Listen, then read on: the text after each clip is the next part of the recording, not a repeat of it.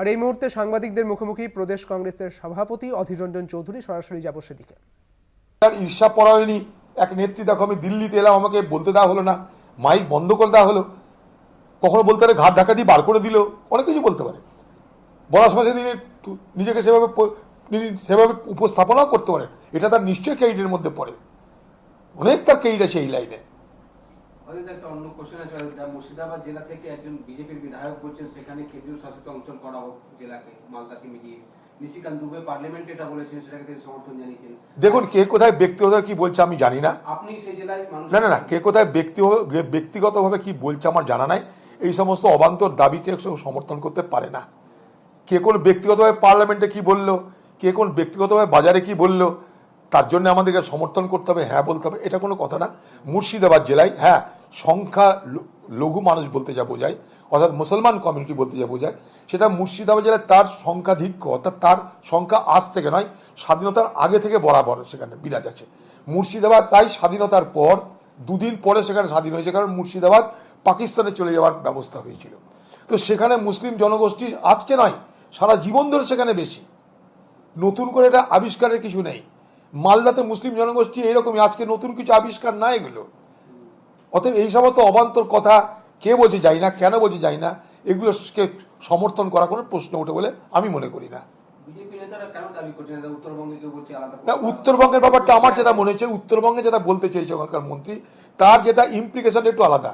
কারণ আপনারা জানেন যে অনেক আগে থেকে কংগ্রেসের আমলেও, ইউপিএ সরকার আমলেও আমরা ডোনার বলে যে মিনিস্ট্রি, উত্তর পূর্ব ভারতের উন্নয়নের জন্য ডোনার নামে যে মিনিস্ট্রি, সেটা আমরা সবথেকে গুরুত্ব দিয়েছিলাম। এক, ডোনারের জন্য যে টাকা বরাদ্দ হয়, আপনারা সবাই জানেন না হয়তো, সেই টাকা কিন্তু নন রিফান্ডেবল, অর্থাৎ নন ল্যাপসেবল ফান্ড যাকে বলে, সেটা কেন্দ্র ফেরত নিতে চায় না।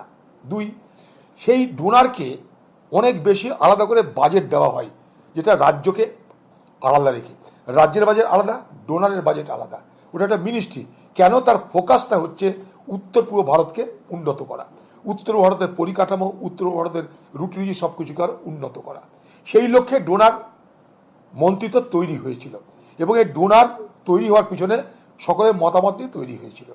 এখন তাদের মন্ত্রীর মনে হয়েছে যে উত্তরবঙ্গটাকে যদি উন্নয়নের জন্য, যেহেতু উত্তরবঙ্গ পিছিয়ে পড়া জেলা, একটা এলাকা, উত্তরবঙ্গ পিছিয়ে পড়া এলাকা আমরা জানি, যেহেতু উত্তরবঙ্গ একটা পিছিয়ে পড়া এলাকা, সেই পিছিয়ে পড়া এলাকাকে যদি ডোনারের আওতায় নিয়ে এসে উন্নত করা যায়, যদি এই সদিচ্ছা থাকে, সেটা ভাবার বিষয়। কিন্তু সেই সদিচ্ছার সঙ্গে বাংলাকে ভাগ করার ইচ্ছা যদি থাকে, তার বিরোধিতা হবে। বাংলা ভাগ হোক, এটা আমরা কেউ সমর্থন করতে পারি না। কিন্তু একটা বিশেষ এলাকার উন্নতি করার জন্যে, যদি যেহেতু সে মন্ত্রী, তার মন্ত্রিত্বের আওতায় যদি একটা এলাকাকে নিয়ে এসে উন্নত করতে চাই, সেটা তাদের ব্যাপার, তাদের সেটা মনের ইচ্ছা অনুযায়ী তারা জানে। কিন্তু কোনো কারণে বাংলা ডিভিশন, বাংলা ভাগ আমরা সমর্থন করতে পারি না।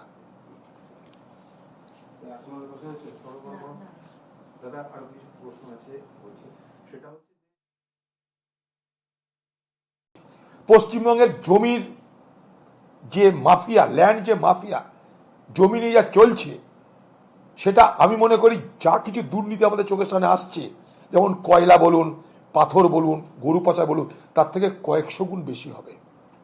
রেশন বলুন, তার থেকে কয়েকশো গুণ বেশি। আর একটা নতুন স্ট্রিমে এটা দেখা দরকার, আর একটা নতুন তদন্ত হওয়া দরকার। এখানটায় বহু মানুষ বলতে পারছে না, বিএলআর দপ্তরগুলোতে তুলে আনলে কাগজপত্র সব বেরিয়ে যাবে। জমির ক্যারেক্টার চেঞ্জ হয়ে যাচ্ছে, জমির মালিকানা চেঞ্জ হয়ে যাচ্ছে রাতারাতি। আমি আপনার দায়িত্ব নিয়েছি, রাতারাতি জমির মালিকানা পাল্টে যাচ্ছে, ভয়ঙ্কর ব্যাপার।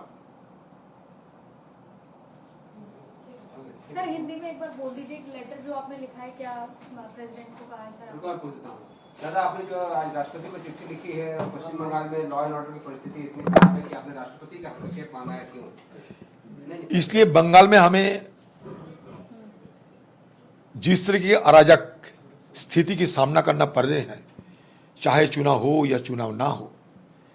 चुनाव होने की पहले बंगाल में पंचायत चुनाव हुई थी, नगरपालिका चुनाव हुई थी, हमें वोट देने का मौका नहीं मिला, नामांकन भरने भी मुश्किल होने पड़े हमें। और चुनाव के बाद, चुनाव के दिन, चुनाव के पहले, चुनाव के बाद लूट और लूट, जबरदस्ती चुनाव में जीत हासिल किए जाते हैं। और उसके बाद पंचायत गठन करने के लिए भी